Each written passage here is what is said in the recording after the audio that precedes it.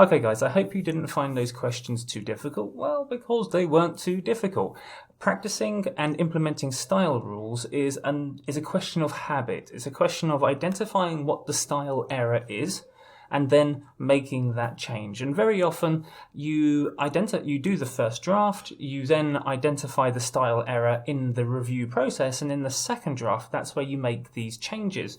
And these questions follows that process pretty much. So I want you to think that you've drafted those sentences the first time and that in your answers, these are the redrafts applying that new style change that I want you to think about. And I'll come back to that process at the end after we've had a look at all 5 of those questions. So let's get started. Okay, so number 1 is we will discuss, amongst all other relevant topics, the deadline for the meeting. Now, the reason why I wrote this question like this, or this sentence like this, is because very often when we're using these full forms, amongst other things, amongst others, inter alia, whatever it might be, we very often are tempted to add in even more unnecessary information, such as all relevant topics. Do you really need to say those extra words? And then apply that thinking to the whole document. Do I really need to apply those extra words in many places across the document?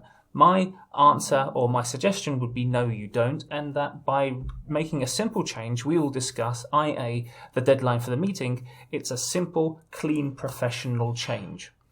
We need to consider improvements such as speed, efficiency, and potential synergies. So here we've got such as. And the problem with such as is that it uses the word such. Now, such is a word that is kind of legalese in its approach. It's kind of old-fashioned, it's formal, and it makes your writing look that way. Certainly, lawyers are a huge fan of such, and that should be reason enough for you to think twice about using it in your writing, especially when there is an easier alternative, such as e.g. We need to consider improvements, e.g. speed, efficiency, and potential synergies. I've been told that the matter is urgent. To make that clear, I need your report quick. So here I want to highlight 2 things. First of all, unnecessary words, unnecessary messages, for example, to make that clear. I would argue that this might be your emotions, but in writing you don't want to communicate your emotions in that way. And secondly, hyphen use. Hyphen use is becoming a lot more erratic, that is to say a lot more random in today's modern business writing. People use hyphens all over the place, and of course not necessarily correctly. So I'm not in general a fan of hyphen use or overuse of hyphens, particularly when we have a nice simple alternative, i.e. I've been told the matter is urgent, i.e. I need your report quick. For number 4, the employment report covers inter alia the average salaries for our industry. So what we've got here is the presentation of language in Latin and in an italicized form. Nothing makes your writing look formal or over-formal or old-fashioned than using Latin words when you don't have to and using italics. And very often this has the effect, a negative effect on the reader, that the reader reads this and then just goes, oh no, and then perhaps doesn't engage in the rest of your writing. So why would you potentially give your reader those negative emotions, that negative reaction, when you could simply say the employment report covers IA, the average salaries for our industry? Many forms of tort, for example, nuisance and libel, are criminal acts in some countries. You can see that just disappearing behind my shoulder.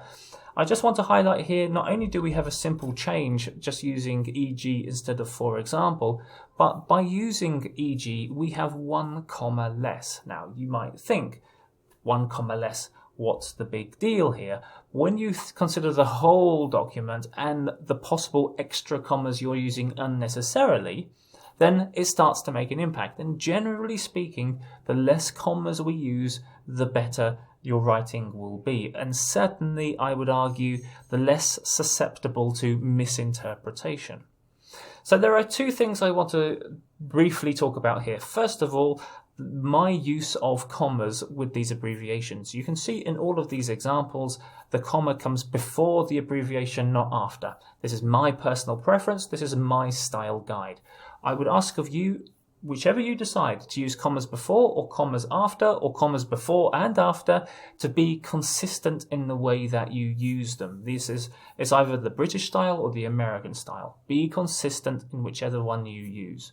And secondly, going back to what I said in the introduction, when you have a look at these redrafts and you consider that the sentences I asked you to look at were your first draft, and then these answers where you're using the abbreviated forms are your redrafts or your second drafts, you can see straight away, at least in my opinion, that this is the second draft. So your answers are a lot more professional, a lot more succinct, and a lot more straight to the point. This is the impression that it gives. So although this is just a style change, I think it's a style change which has a big impact on the reader. It's easier to read, and secondly on you in terms of how you present yourself through your writing.